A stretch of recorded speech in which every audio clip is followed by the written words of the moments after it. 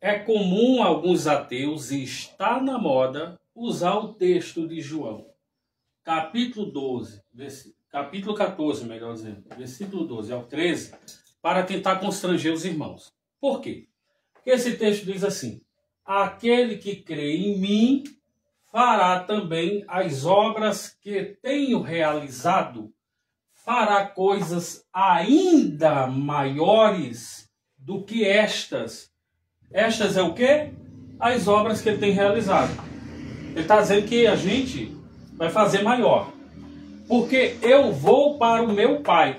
Então Jesus está dizendo que ele vai para o Pai dele, e aquele que crê nele vai fazer obras, as mesmas obras que ele faz, e ainda farão maiores. Por quê?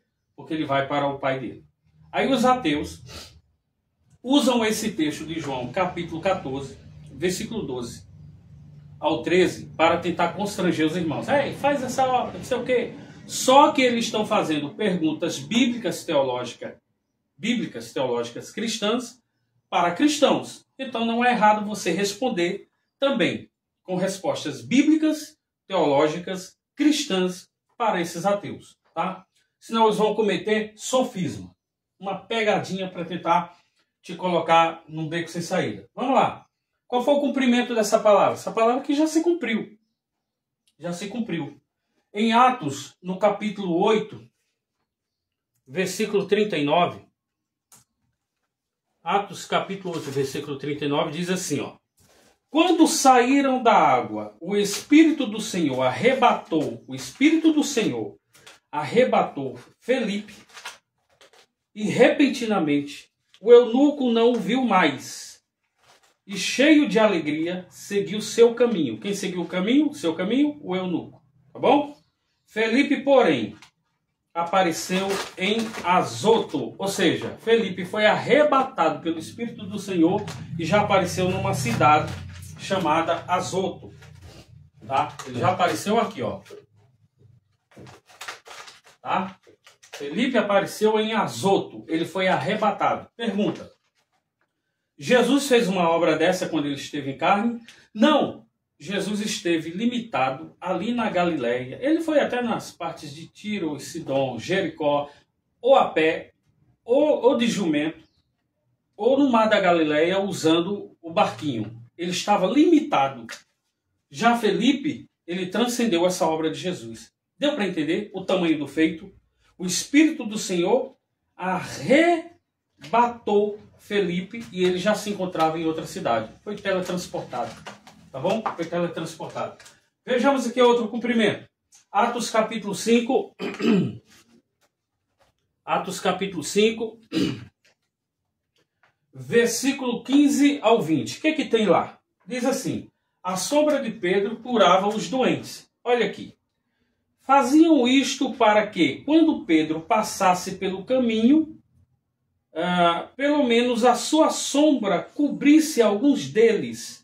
Multidões vinham das cidades vizinhas de Jerusalém trazendo seus doentes, e os que eram dominados por espíritos maus, e todos eram curados. Apenas a sombra de Pedro. E quantas pessoas aqui? Multidões. Então, só aqui nós não sabemos quantas pessoas foram curadas, libertas. Então, Jesus disse: farão as mesmas obras que eu faço.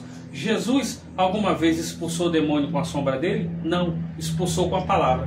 Já Pedro, os demônios, as pessoas possessas, eram colocadas, a sombra de Pedro passava e os demônios saíam. As pessoas eram curadas também, tá? Farão obras que eu faço e as farão ainda maiores do que eu. Está se cumprindo. Atos capítulo 13, versículo 11, 12, diz o quê? Paulo fez um homem ficar cego. Como que está aqui? Vamos ver, vamos ver.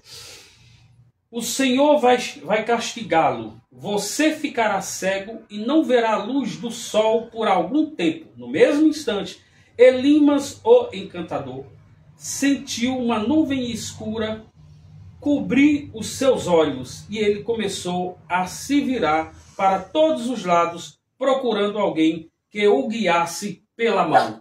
Jesus fez isso? Não. Esta obra aqui foi maior do que a que Jesus fez.